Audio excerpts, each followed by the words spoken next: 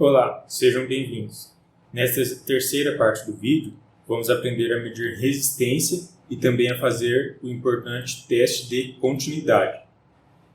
Bom, para medir resistência, como a gente já viu, um ohmímetro ele precisa ter uma fonte de alimentação, porque a medição de resistência é uma medição indireta. Então, o ohmímetro ele aplica uma tensão no resistor, do qual a gente quer medir a resistência, e depois, com essa tensão aplicada, vai surgir uma corrente por esse resistor. Então, medindo o valor dessa corrente e sabendo a tensão que foi aplicada, o ohmímetro consegue dizer para a gente o valor daquela resistência. Como a gente já viu também na aula anterior, para que a gente faça essa medida de forma adequada, o circuito não pode estar energizado. Por isso eu vou desligar aqui a alimentação do circuito, vou deixar a alimentação em outra linha da protoboard, então o circuito não está mais energizado. E se eu quiser medir a resistência do primeiro resistor, primeiramente eu tenho que ajustar o meu multímetro para isso e depois ver se o resistor não tem mais nenhum outro componente em paralelo com ele para poder fazer a medição adequadamente. Então, vindo aqui ao multímetro, se eu for medir a tensão, a primeira coisa que eu tenho que fazer é tirar esta ponta de prova lá do borne de medição de corrente, porque entre este borne e este há uma ligação direta aqui dentro do multímetro. Então, sempre que você acabou de medir corrente elétrica, mude o borne para o terminal correto, dessa forma. Nesse outro multímetro, para medir correntes em pequenos valores, eu usava o mesmo terminal que eu uso para medir tensão e resistência. Então, não tem problema. Mas caso eu estivesse lendo correntes muito elevadas, eu teria feito isso aqui para medir corrente mais elevada. Depois de medir a corrente, parei de medir corrente para evitar erro e imediatamente volto o terminal vermelho, a ponte de prova vermelha, para este terminal que é utilizado para medir tensão e resistência, onde normalmente há uma resistência elevada entre os dois terminais, assim eu não corro o risco de causar um curto-circuito no equipamento que eu estiver medindo. Então vamos lá. Esses resistores, pelo código de Poser eu posso ler mais ou menos o valor deles. Eu vou até soltar, aproximar mais para a gente fazer essa leitura. Mas eu sei que não vai passar de 10 kΩ nenhum deles. Então, se a gente observar, este primeiro é de 150 ohms, esse aqui 330 ohms, 120 e 3.300 ohms. Então, nenhum deles passa de 10 kΩ, o maior resistor que eu tenho é o de 3.300. E se eu quiser fazer a medição deste primeiro resistor aqui, não tem mais nada em paralelo com ele. Então, se eu aplicar a tensão do multímetro aqui entre esses dois terminais, não vai ter nenhum outro caminho para passagem de corrente. Por isso, eu já posso fazer a medição desse resistor como ele está aqui. Se eu quiser fazer medição desse resistor, aí sim eu vou ter que mudar a ligação dele aqui, porque teria um caminho alternativo para passagem de corrente. Isso aí faria com que eu teria uma medição errada, que a gente vai ver daqui a pouco. Para exemplificar como o multímetro aplica uma tensão no circuito, este multímetro aqui está configurado para medir resistência na ordem de 200 ohms. Eu configurei esse multímetro para medir tensão com fundo de escala de 20 volts.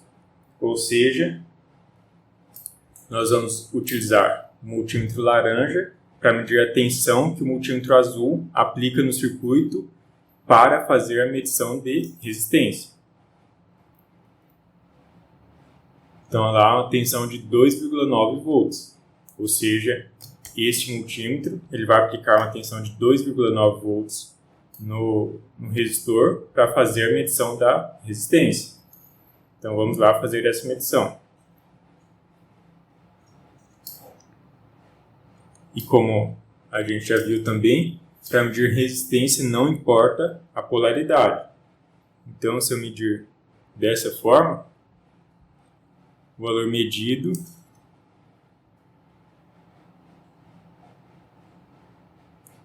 148 ohms, mais ou menos. Esse resistor é de 150, então está bem próximo do valor teórico, está dentro da faixa de 5% de erro. Vou medir com os terminais trocados, o valor é o mesmo, não aparece sinal negativo, porque na medição de resistência não importa a polaridade das ponteiras. Agora é aquela questão, se eu tentasse medir a resistência do resistor 2, eu sei que o valor dele é de 330 ohms, só que da forma como ele está ligado no circuito,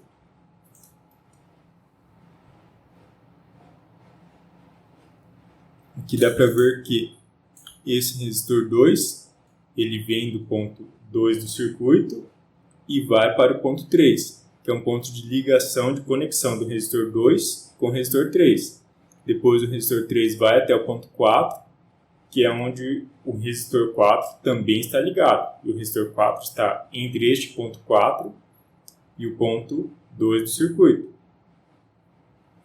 Então, se eu tentar medir a resistência entre esses dois pontos, entre o ponto 3 e o ponto 2 do circuito, no circuito montado desta forma, eu vou estar medindo a resistência equivalente entre este resistor em paralelo com este outro caminho aqui, ó.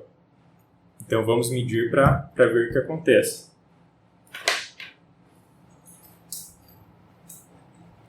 Medindo com o resistor azul, multímetro azul, desculpa.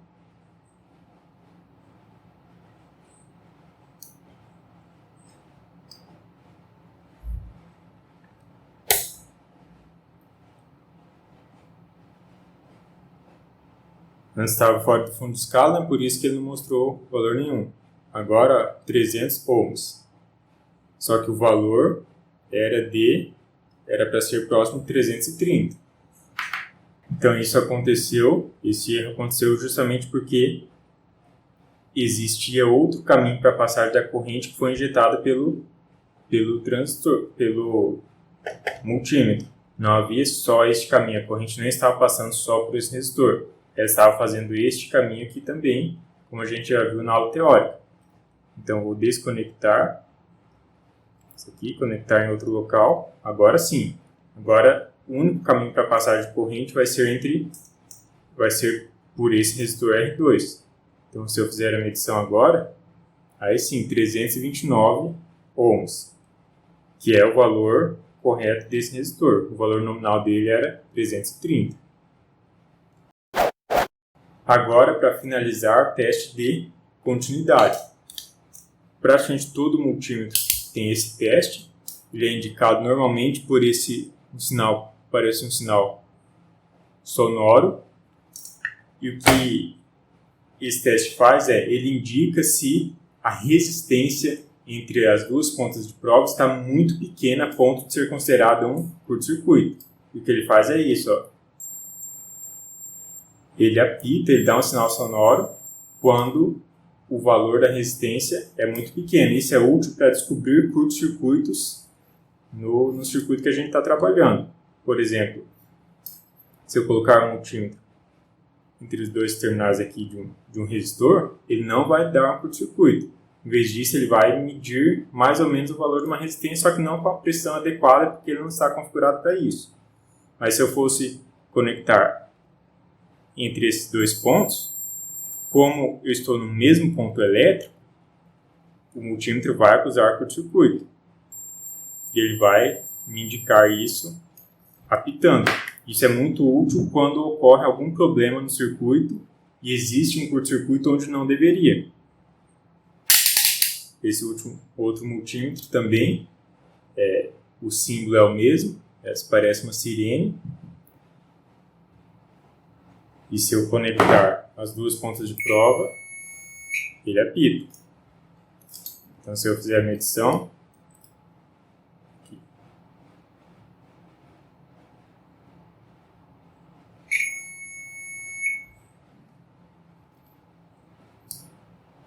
aqui não há curto, não há curto, não há curto e curto.